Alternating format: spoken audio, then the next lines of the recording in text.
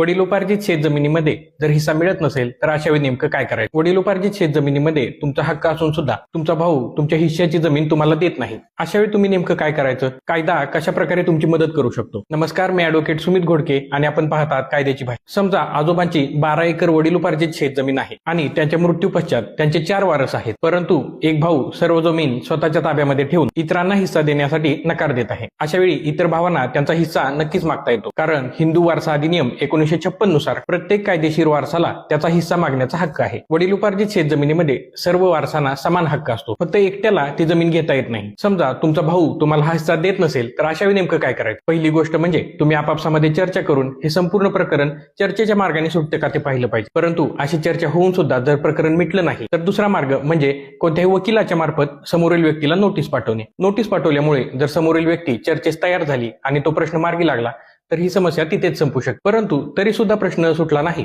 तर अशा वेळी आपण दिवाणी न्यायालयामध्ये म्हणजे सिव्हिल कोर्टमध्ये पार्टिशन सूट म्हणजेच वाटणीचा दावा दाखल करू शकतो. याच्यामध्ये कोर्ट संपूर्ण कागदपत्रे तपासून कोर्टाच्या आदेशानुसार सरकारी मोजणी केली जाते आणि तुम्हाला तुमचा हिस्सा मिळवून दिला जातो. जर कोर्टाला गरज वाटली तर कोर्ट केस चालू असेपर्यंत त्या जमिनीची विक्री थांबवण्याचा स्थगिती आदेश सुद्धा कोर्ट देऊ शकते. त्यामुळे वडिलोपार्जित शेतजमिनीमधील जर का कोणी तुमचा हक्क हिरावून घेत असेल तर तुम्ही योग्य कायदेशीर मार्गाने तुमचा हक्क परत मिळवू शकता. अशाच कायदेशीर गोष्टी जाणून घेण्यासाठी आपल्या चॅनेलला नक्की फॉलो करा. धन्यवाद.